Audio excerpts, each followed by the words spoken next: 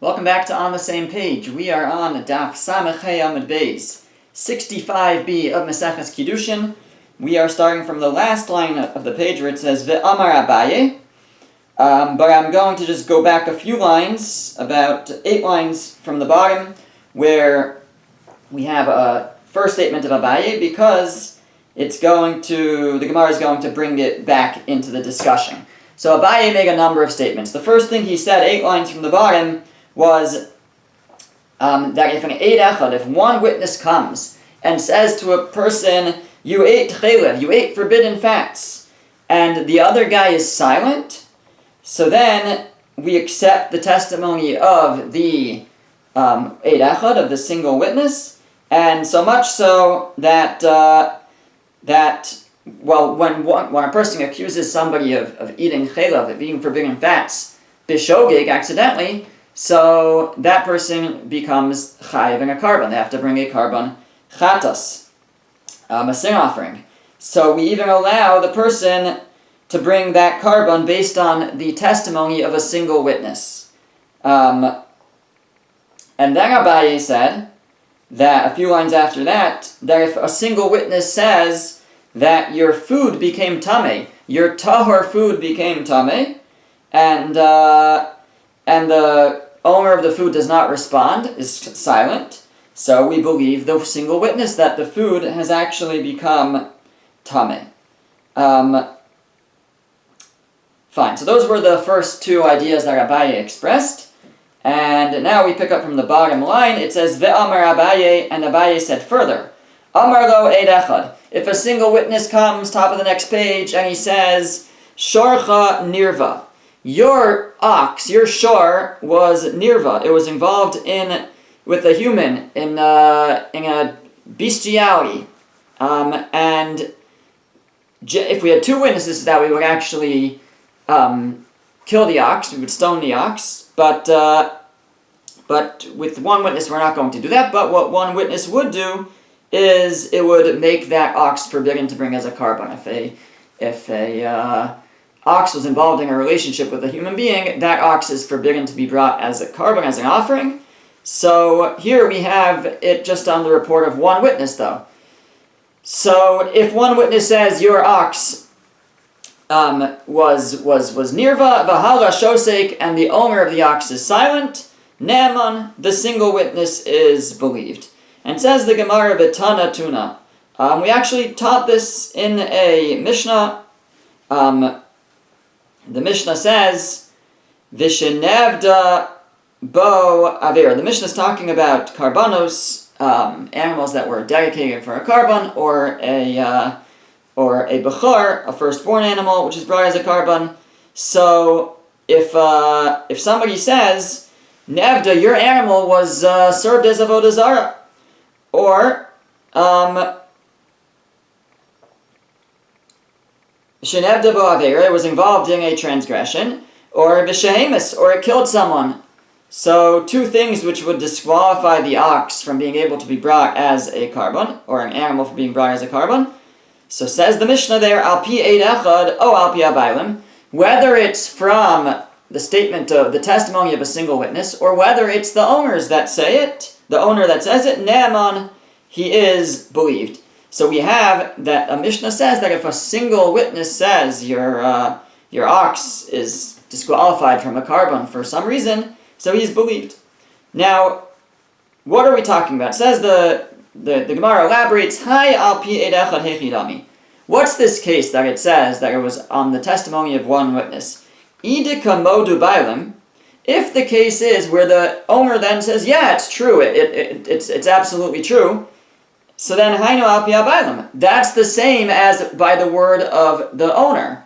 Meaning, the Mishnah said 2 things. It said either by testimony of 1 witness, or on the testimony of the owner. Now, if the 1 witness said it, and then the owner said, yes, it's true, then we have the testimony of the owner. So that's the same thing. So elolav deshasik. So rather, it must be talking about where the owner didn't agree, but he didn't disagree. He didn't argue. He was silent. And so the case is where a single witness testified that the animal is disqualified. The owner didn't didn't protest. He didn't agree, but he didn't protest. He was silent. And the Mishnah there says that we believe the single witness. So there again we see that if you have a single witness say something and then the owner is silent, we believe the witness. And says the Gemara Tzricha, it was necessary for Abaye to teach me all three of these cases. So again, he taught me that if a single witness says you ate chaylev, you ate forbidden fats, and the guy is silent, so we accept that testimony and he brings a carbon. If he says that your food became tameh, became ritually impure, and he's silent, the owner is silent, the owner of the food is silent, we accept that testimony and we treat that food as tameh. And if he would eat it, then he would become tameh. And finally, if a single witness says your animal was involved in a relationship with a human being, it's forbidden to bring as a carbon, and the owner is silent, then we accept that testimony as well. Why do we need him to tell me this in three different circumstances? Says the Gemara, it's necessary. Had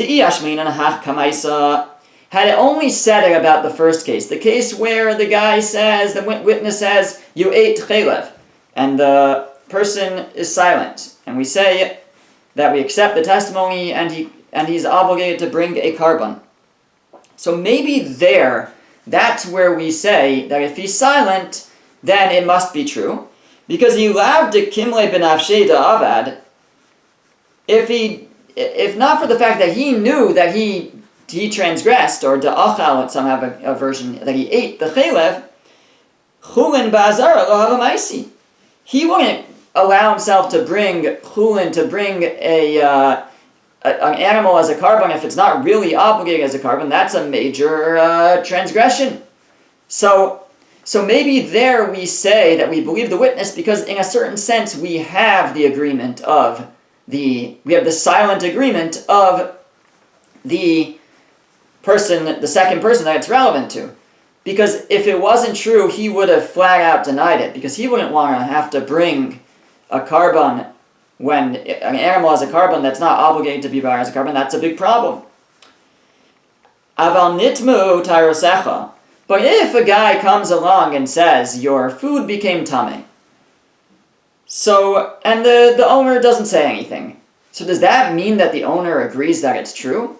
Maybe he just doesn't care. Meimar amrinan, we could say, Hai deshasik, that's which he was silent, disavar, because he thinks, chazi levi me tumaso.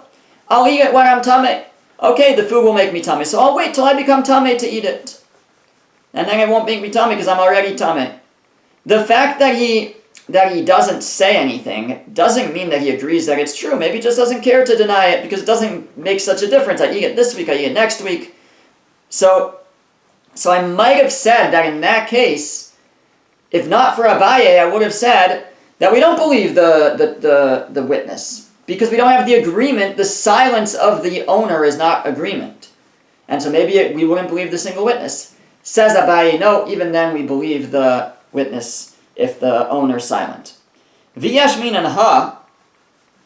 Now, had we only taught this about that second case where the guy says your food became tameh, and the owner's silent, well, maybe we do look at that as a agreement, as that the owner is affirming that, because at the end of the day, when he is tahor, then he can't eat it.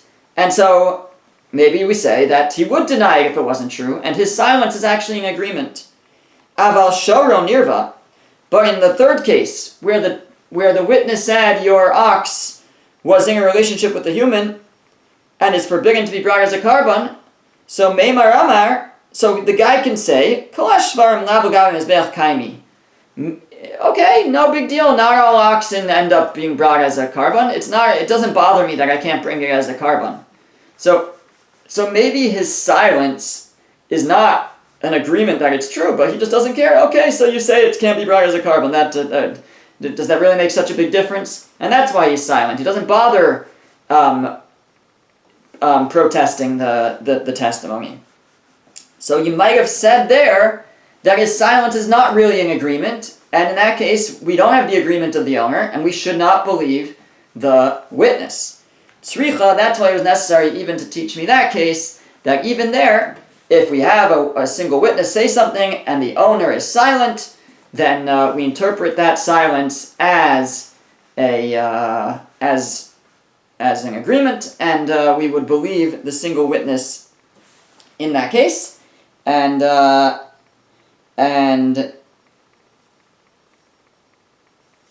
we don't, and we won't say, oh, he's just being silent because he doesn't care. No, we assume that in these cases that he's silent, that's because he agrees. Okay. Continuing on this topic of a single witness and the credibility of a single witness, the Gemara asks, Ibai lahu. They asked them, Ishto zinsa be'ed echad b'shosek mahu. If one witness says, your wife was mizaneh, she committed adultery, but we only have one witness, and the husband is shosek, he's silent, he doesn't protest, doesn't argue, what's the halacha? So, generally speaking, if a woman commits adultery, so she becomes forbidden to her husband. They can't remain married. So here, there was only one witness. That's when you have two witnesses. Here there was only one witness. But then the husband, was silent. So do we view that as his agreement? In which case, she would become forbidden to remain married to him. So Amar Abaye Naaman. Abaye says, we believe him. We believe the witness in that case since the husband was silent. Rava Amar Eino Naaman. Rava says, no, he is not believed. The single witness is not believed. Have a davar sheba erva. This is matters relating to the laws relating to relationships. Vein davar sheba erva pachos mishnayim. And all matters relating to marriage, you always need two witnesses. And here we don't have two witnesses. We have one witness plus the agreement of the husband. That's not two witnesses. It has to be, the witness can't be the husband himself. So we don't have two witnesses here. Rava says that we do not believe the one witness and they are allowed to remain married. Okay, but Abaye says we do. So Amar Abaye says, Mina Allah, where did I get this from that we would believe the Eid Echad, we would believe the one witness if the husband is silent? Tahu Samya, so he says I got it from a story. I got it from the following occurrence. Tahu Samya, there was a blind man, Dava Mesader Masnaisa Kamei Demar Shmuel. He used to he used to review his Mishnayos, what he had learned in front of Mar Shmuel. Yom Achad Nagale V'Lava Ka'asi. One day, this blind man was delayed in coming to the study, out to the base medrash, and so Shmuel was concerned that maybe he needed some assistance. So Shadar Shlicha Abasre. So Mar Shmuel sent a messenger to go get the guy, the blind man. Ada Azal Shliach Bechada Orcha. But meanwhile, while the messenger went along one road to go and bring this man, Asaiyu Bechada, the man came a different road, and so they didn't cross paths. So he ended up showing up, but the shliach went to the man's house. Now, when the shliach came back, when the messenger came back, he asa shliach amar. He said, "Ishto zinsa." He said, "I went to your house, and your wife was committing adultery." But he was only one witness. So, what's the halacha there? So the blind man brought his question, he brought his question to Mar Shmuel, and he said, am I supposed to remain married to my wife or not? So Amar Lei, so Mar Shmuel said, Imaheiman lach zil afka. If you believe the one witness, then go divorce your wife. Ve'ilo, but if you don't believe the one witness, lo tafik, then do not divorce your wife. Now the Gemara wants to know, Abaye says, really Abaye interprets this story, what did Mar Shmuel mean when he said that? If you believe him, then divorce her, and if you don't believe him, then don't divorce her. My lab, did he not mean imaheman alach, if he is trustworthy as a witness? Dilab gazalnahu, meaning that he's not a gazlan, he's not a thief, he's not somebody who is puzzle, is disqualified from testimony, he's a kosher witness, so then you should divorce her. Is that not what Shmuel was saying, says Abaye? And so what it would come out according to this is that Shmuel was saying that the husband didn't dispute it, and we have one witness. So Shmuel was saying, as long as that is a kosher witness, then you should divorce her. So says Abaye, you see that if you have one witness and the husband doesn't, one witness says she committed adultery and the husband is shosek, he's silent, doesn't protest that, then that testimony goes through. And as long as he's a trustworthy witness, then Mar Shmuel told this blind man, he has to divorce his wife. Rava responds, no, that's not what happened in the story, or that's not what Mar Shmuel meant. What he meant was, zil afgan. If you trust him, if you trust this witness as if he's two people, go divorce your wife. V'ilo lo tafka. If not, don't divorce her. In other words, according to Rava, Mar Shmuel was not giving really a halachic ruling here. He was telling there was no kosher witness here. There was only one witness, which is not enough. There's no obligation to divorce his wife. But he was telling him, if you believe him though, if you trust him like two witnesses, then act on your gut and divorce her because you think that she was actually mizana, she actually committed adultery, then you should in fact divorce her. But Rava would maintain, you don't see from the story you don't see that one witness is believed, as long as the husband's silent. You don't see that.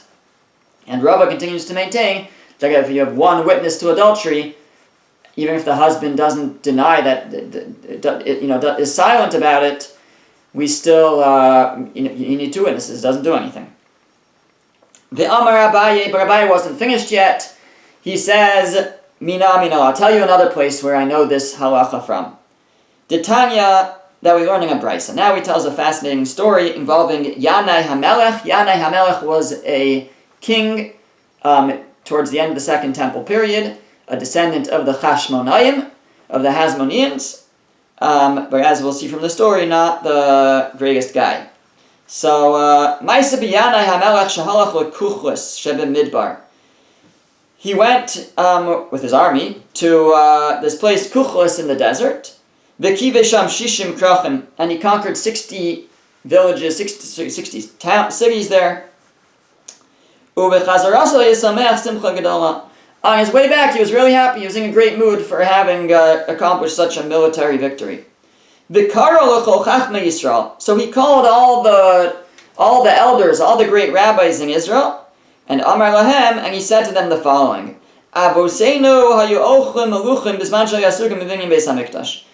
when our ancestors built the second Beis Hamikdash, the second temple, they were very poor, and in celebration, all they could eat was meluchim.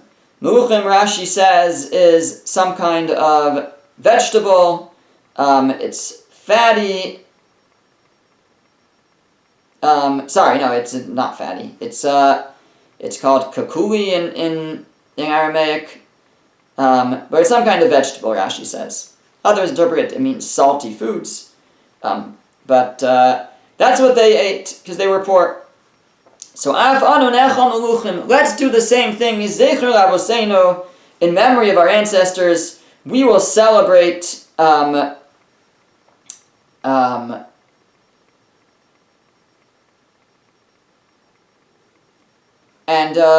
really this will be an expression of our thanks, I guess, of like, look how far we've come. They ate these meluchim when they built the Beis Hamikdash because they were too poor. All their money was going towards the building of the Beis Hamikdash. Now we're very rich. We have much more, but we're going to eat. We're going to remember where we came from and thank Hashem for that. Rashi says that it was to thank Hashem. So we started off okay in this story. So they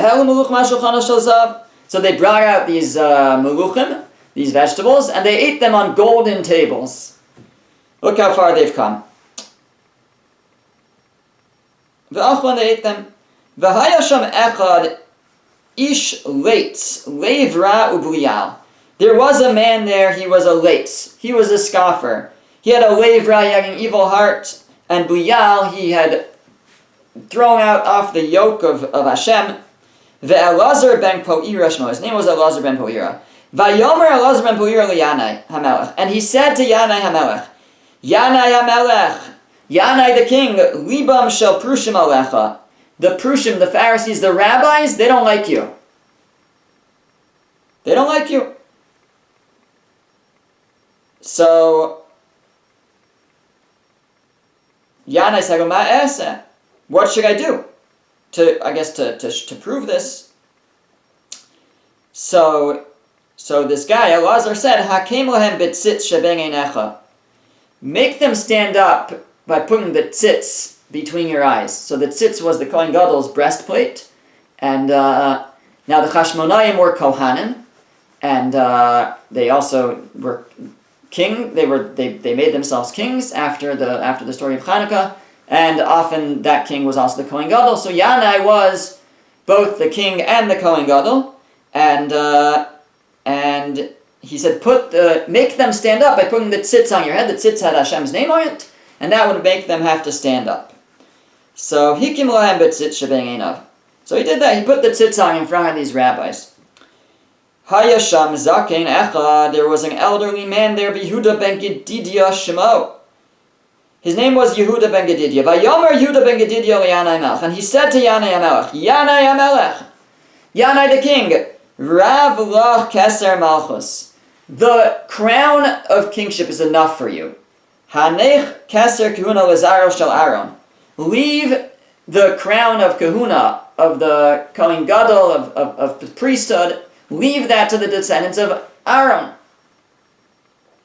He was saying that you're not really a descendant of Aaron. Now, he was a descendant of Aaron, but he may not have been worthy to be a Kohen Gadol. Why? Shahayu Omrim, because they said, Imo nishbis b'modiim.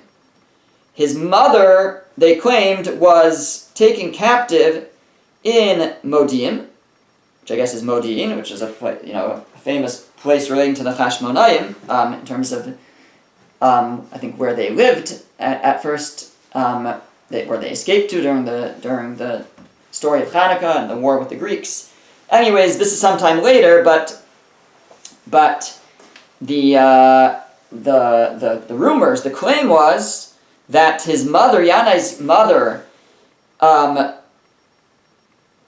was taken captive, and a woman who's taken captive becomes puzzled to marry a Kohen, because we suspect that the captors had relations with her, and yet after she was a captive, she married his father, a Kohen, and bore him as a son. Now, if she was forbidden to marry a Kohen, that means that the offspring is a Chalal, someone who was disqualified from Kahuna. So they were basically saying, Yana, your mother was forbidden to marry a Kohen. That means that you are a Chalal. You are disqualified from Kahuna. Leave, you could be king. You could keep the crown of kingship, but leave the crown of Kahuna, of priesthood, to the Kohanim. That's what they said.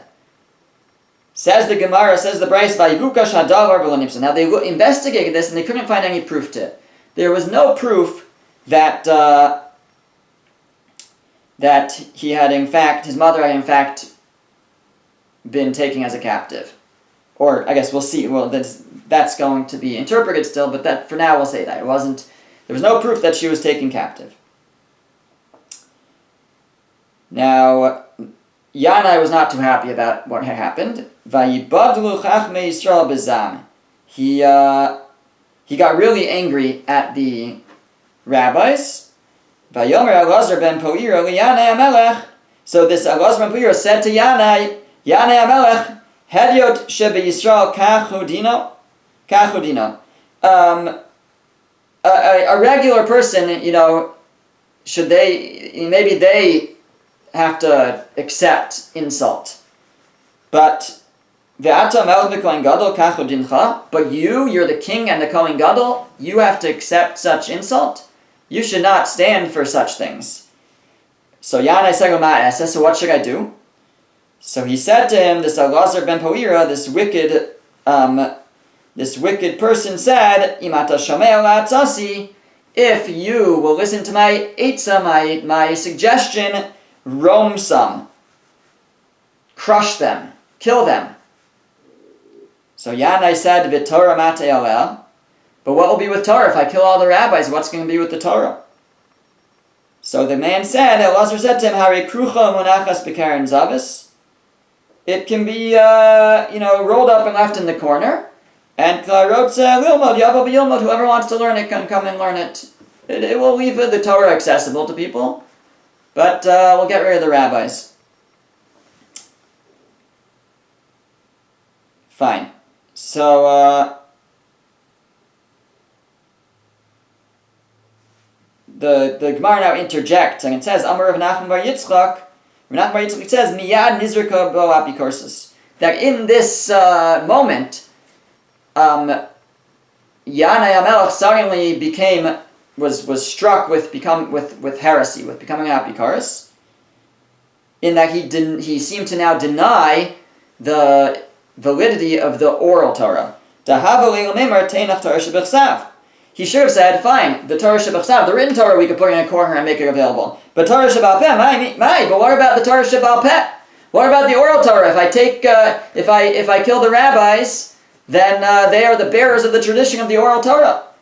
What about that? That's what he should have said to this Elazar ben Poira, but he didn't. It was like suddenly he became a heretic, denying the existence and the validity of the oral Torah, which is probably what Elazar ben Poira himself was, in that he referred to the rabbis as the Prushim, the Pharisees. He probably belonged to other parts of the Second Temple mess, the Sadducees or Tzidukim, or some other group that denied the Torah Shebal Peh. So what happened? Now the Brisa continues. Vatotzeitz hara al yidei Elazar ben Poira. Evil sprouted because of this Elazar ben Poira. Vayargu kol chachmei Yisrael, and they killed all the chachamim that were there, all the sages. V'haya olam mishtomim, and the world was empty. Ad sheba Shimon ben Shetach, until Shimon ben Shetach came along. Now Shimon ben Shetach was Yanai HaMelech's wife's brother, and she hid him from her brother Yanai and saved his life, and the tradition was able to continue through Shimon ben Shetach. B'chzer Torah liyoshna, he returned the Torah to its old glory. Fine, so that's the story. What does the story have to do with us? So the Gemara asks, Hechi Dami, what was the case when we say that, the rabbis claimed that Yanai's mother was taken captive, and they looked into it and it wasn't true, or it wasn't verified, they didn't have proof. So why did they think that she was taken captive, and how was it unproven? So if you tell me there were two witnesses that said she was taken captive, and then two came and said, no, she wasn't taken captive, so there's a contradiction of witnesses. Why rely on the second set? Rely on the first set. Meaning we have to be concerned for that. If you have a contradiction, so they're contradicting each other. So they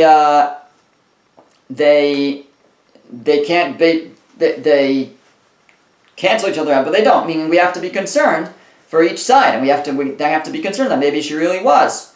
So that would be a valid concern at the end of the day, that Yanai was really a chalal and was not fit for kahuna. But that didn't seem to be the conclusion. The conclusion here seemed to be that he was okay. So Ella Beid Echad. So it must be that the rumors were based on just one witness. One witness had said she was captured. Now, they looked into it, and it wasn't proven. Why? V'taima dikam makchile beitrei. it must be because there were two witnesses contradicting it. It sounds like otherwise that one witness would have been believed.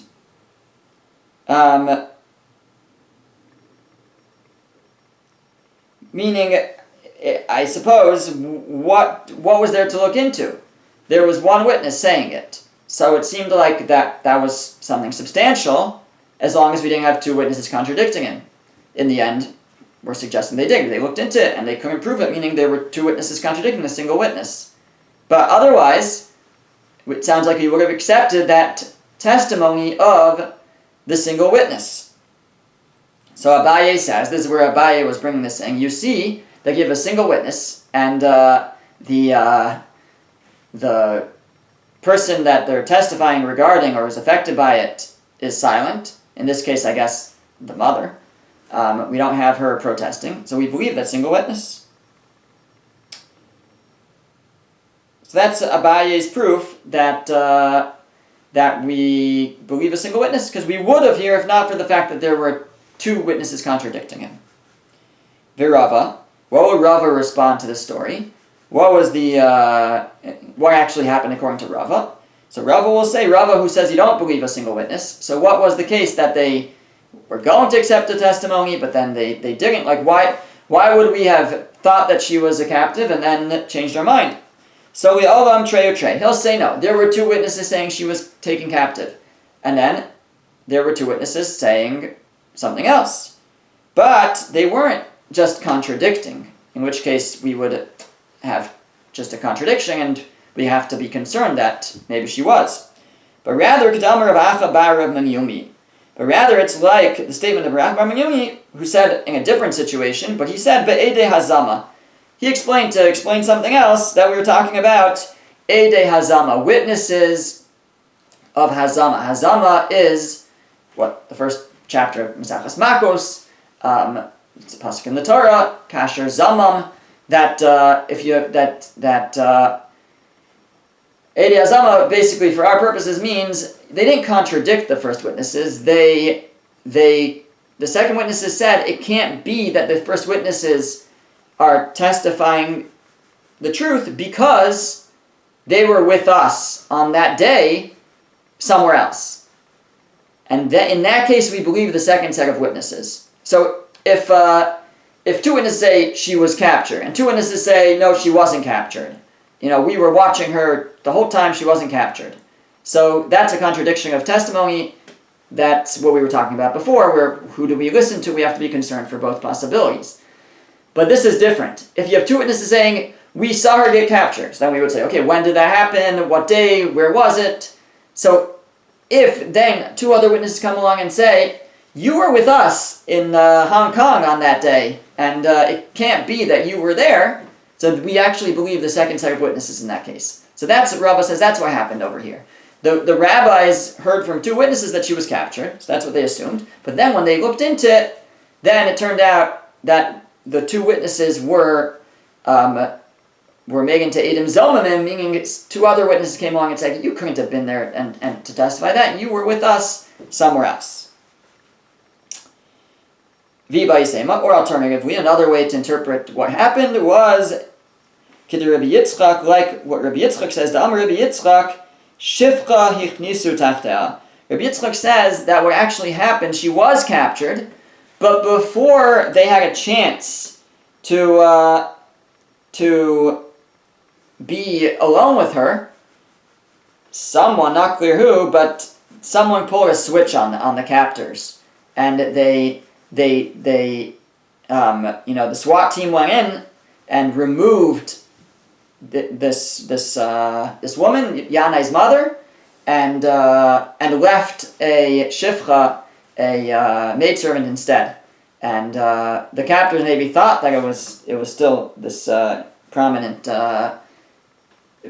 member of the Chashmonaim family, but in fact she had been switched out.